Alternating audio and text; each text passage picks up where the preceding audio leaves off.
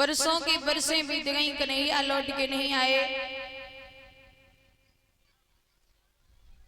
भगवान के प्रेम में सखियां रो रही हैं। इधर भगवान ने उद्धव जी को भेजा, बोले जाओ आप ये पाती मैया यशोदा के लिए लिए जाओ, उनको समझाना कि कन्हैया जल्दी लौट के आएंगे। जब उद्धव वृंदावन में चले तो भगवान ने अपना ही रथ और अपना ही पीतम्बर दिया। गोपियों ने देखा भगवान का रथ आ रहा है, मन में एक आस सी जागी, कन्हैया मिलने आ रहे हैं। जब सखियां रथ के पास पहुंची, भगवान को न देखा। अब तो दादा मानो तन से प्राण चले गए हो। उद्धव ने जब पाती को दिया तो सखियां कह रही हैं बताओ इस पाती का क्या करें। कि पाती को पाती तो छाती सो लगाए पाती, ओ पाती को न पाती तो बेचैन हो जाती है। ऐसी कैसी पाती, पाती पड़त फटत छाती, और शाम को पाती तो वो पाती आई जाती है। सखियां रो रही हैं और कहती हैं कन्हैया कब आओगे।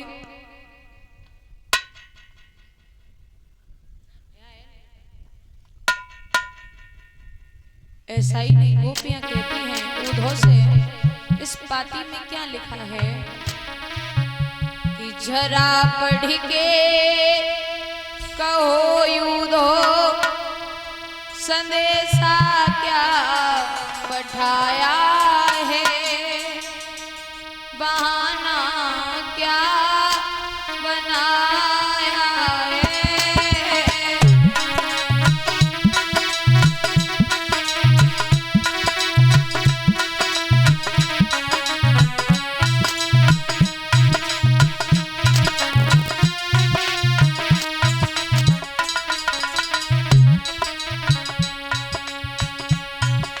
जरा पढ़ के कहो उद्धव संदेशा क्या पठाया है, बहाना क्या बनाया है।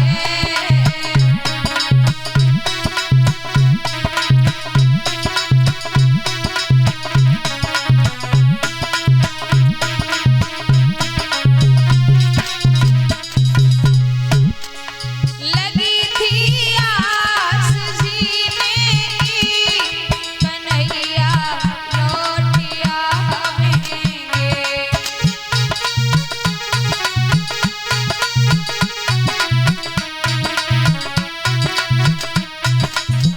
लेकिन हे उद्धव पड़त पाती फटत छाती, पड़त पाती फटे छाती, श्याम कुबीरा ने बुलवाए, सवरिया लौट नहीं आए।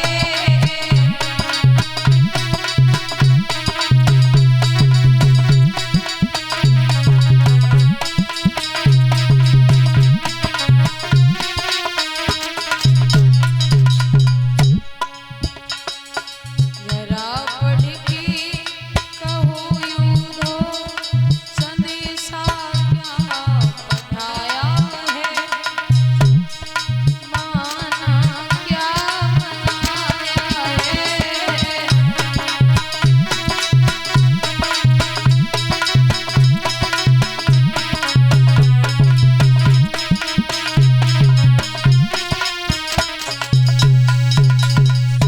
उद्धव जी बोले तुम तो बिना मतलब में रो रही हो।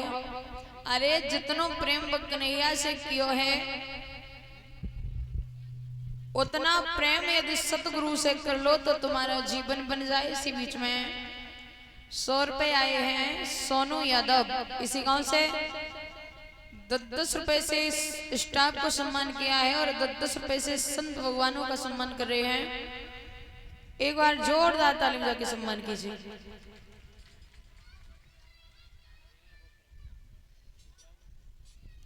हाँ, एक निवेदन और है, जो लोग सम्मान करें भैया पर्ची लेके आए, हम तो लड़ाई नहीं लड़ी जाते, ठीक है। हाँ, बताना जरूरी है दादा। गोपियों का प्रेम उद्धव ने देखा। सखियां कहती है सुनो उद्धव, पोती पड़ी पंडित वहे ज्ञाता वहो न कोई, और 2.5 अक्षर प्रेम के पढ़े सो पंडित। मेरे पास 10-20 मन नहीं है, मेरे पास एक मन था जो मैंने कन्हैया को दे दिया। अरे हे उद्धव मेरी बात सुनिए क्या।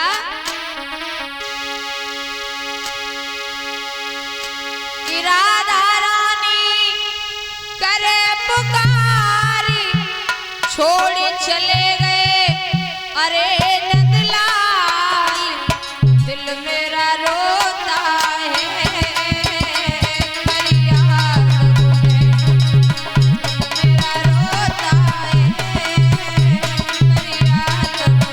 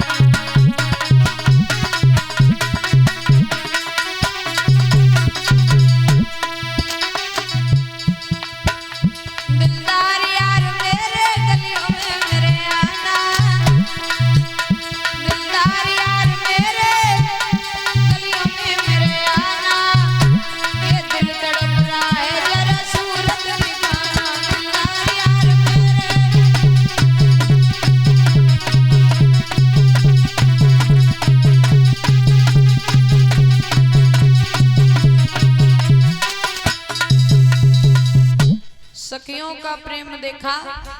पूरी रात हो गई उद्धव को वृंदावन में रुके रुके। गए थे सखियों को समझाने, लेकिन खुद भगवान के प्रेम में रंग गए। इसी बीच में 100 रुपए से मुझे और 1100 रुपए कथा में दान आए हैं। सुरेश चंद्र अडूपुर मढ़ा से। भगवान से सुख और शांति की कामना है। और ये एक हार डाल के मुझे सम्मान किया है। नहीं, 100 रुपए से मुझे सम्मान। और ये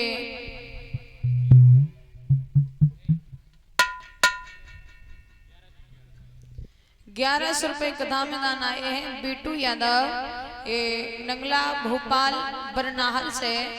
भगवान से सुख और शांति की कामना। एक बार जोरदार ताली बजा के सम्मान कीजिए। कोई नहीं, खुश रहो, ऐसे बड़े हो जाओ।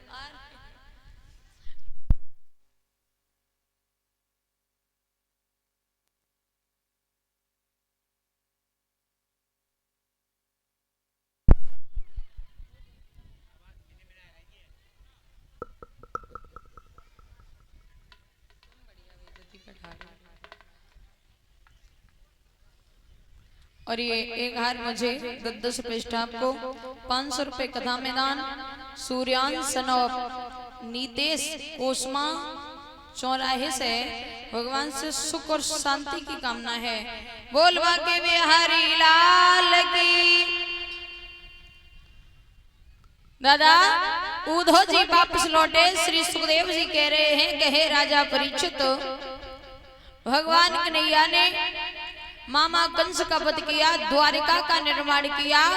भगवान कन्हैया के बड़े भैया बलराम, उनका विवाह महाराज रेवतक की बिटिया रेवती जी के साथ हुआ। चर्चा आती है भगवान कन्हैया का पहला विवाह मैया रुक्मिणी के साथ में कैसे हुआ। तो डिस्ट्रिक्ट इटावा में एक कुंदनपुर नाम का राज्य था, जिसे अब कुदरकोट कहते हैं, जो भरतना के पास में है। यहाँ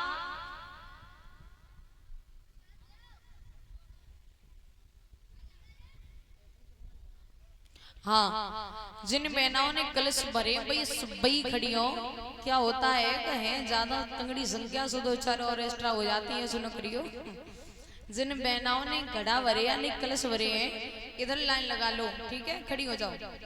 भैया सम्मान करना चाह रहे हैं, खड़ी है जाओ। महाराज भीष्म के घर में 5 पुत्र हैं। धीरे धीरे समय बीता तो घर में एक बिटिया ने जन्म लिया।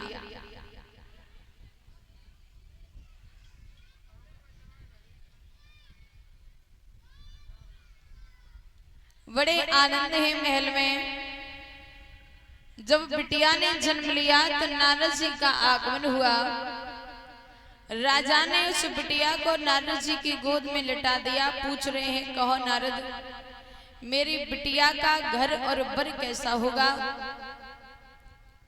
तो समझा रहे हैं देव ऋषि नारद, हे महाराज, ये लड़की कोई साधारण कन्या नहीं है, ये साक्षात लक्ष्मी जी का अवतार है। नाम आप रुक्मिणी रखो और बर की चिंता तो करो ही नहीं, क्योंकि तुम्हारे घर में तुम्हारे दामाद बनके स्वयं भगवान कृष्ण आएंगे। राजा बड़ा मनमोहित हुआ। बोले नारद जी, आपने हमारे दिल की बात कह दी। नारद जी तो चले गए। वो कन्या धीरे धीरे बड़ी हुई, देखने में बड़ी सुंदर है। एक बात याद रखना भैया, रानी बांदी से कह रही है मेरे पति को बुला लाओ, बिटिया घर में विवाह योग्य हो चुकी है। ऐसा ही नहीं,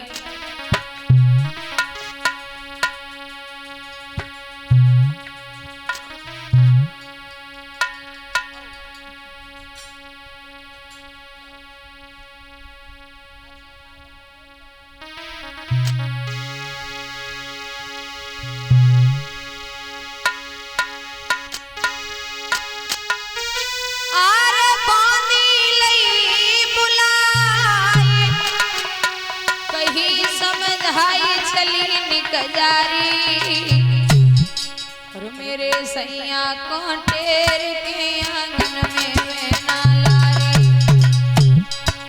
चले जाओ मेरे सैया को टेर के महल में ना लारी।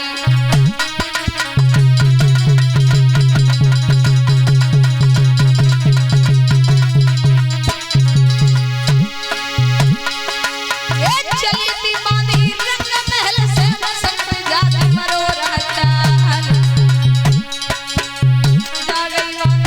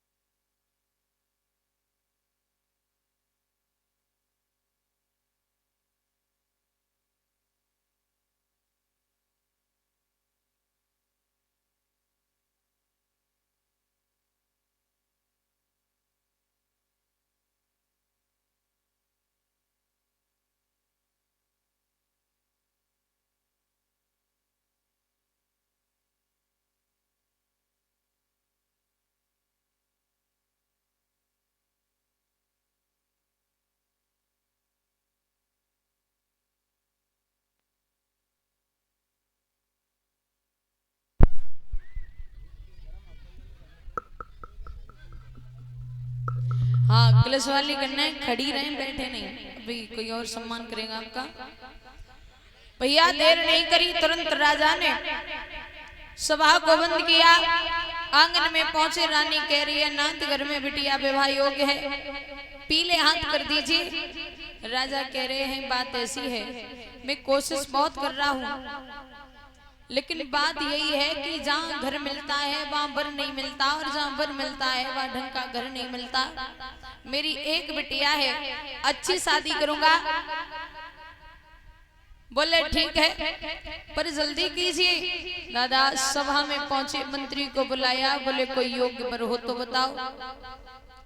अपने अपने विचार रख रहे हैं, कोई कहता है जरासंध ठीक है, कोई कहता है शिशुपाल सही है,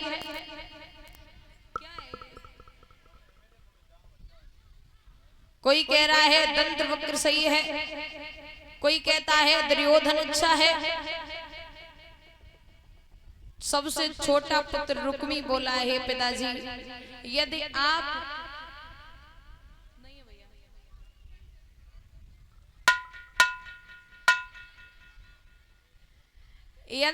हमें आज्ञा दें तो हमने कुछ कहना चाहते हैं। बोले बोलिए। जवाब दिया, बहन रुक्मणी का विवाह। माताएं क्यों बात कर रही हो, शांति नहीं रखी जाती,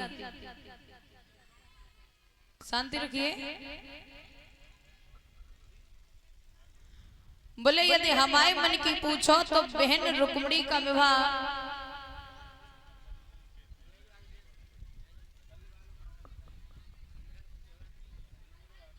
भगवान कन्हैया के लिए कर दो तो कैसा रहेगा। बोले कोई बात नहीं, इससे अच्छा वर कोई मिल ही नहीं सकता। अब तो रुक्मणी का विवाह पक्का हो गया। बोले शादी कन्हैया के साथ होगी। तब तक सबसे बड़ा पुत्र रुक्म आ गया। बोले ऐसे कैसे होगी, मेरी बहन है, हमें बिना पूछे शादी कर दोगे। अरे उस ग्वाले के साथ शादी नहीं करनी है जिसने घर घर में माखन चुराया, लड़कियों के कपड़े चुराए। मैं अपनी बहन की शादी अपने साले शिशुपाल के यहाँ करूंगा। पिताजी बोले बेटा क्या कह रहे हो, अकल खराब है क्या? क्यों?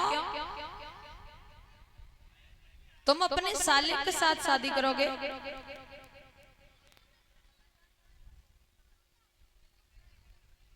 बोले क्यों नहीं कर सकते? और यदि वहां शादी नहीं हुई तो मेरी बात सुनिए। यदि ये शादी पक्की होगी तो तलवारें चले जाएंगी, और यदि सालो दूल्हा नाई बनो तो नदियां सी बहनाएंगी।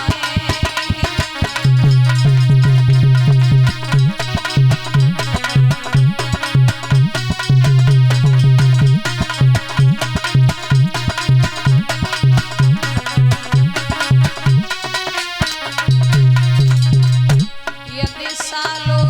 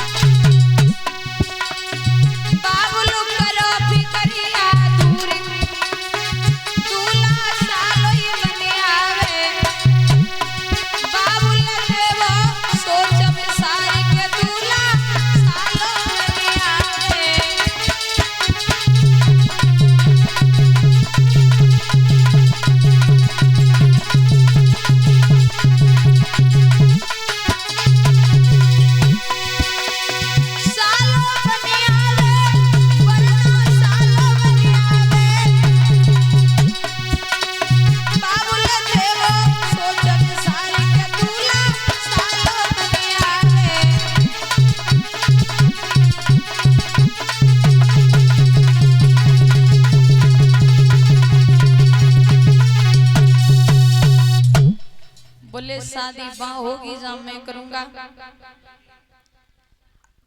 अब तो भैया रुकुम ने देर नहीं करी।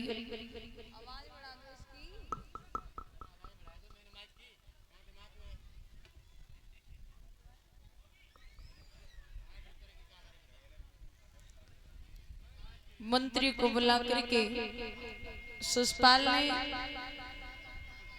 चंदेरे के लिए रुकुम ने पाती लिखवाई और उस पाती में साफ साफ लिख दिया, इसी बीच में एक हार आया है बंटू यादव, इसी गांव से दरगाहपुर वाली। एक हार लव सनोप राकेश कुमार, ये भैया कलंदरपुर से।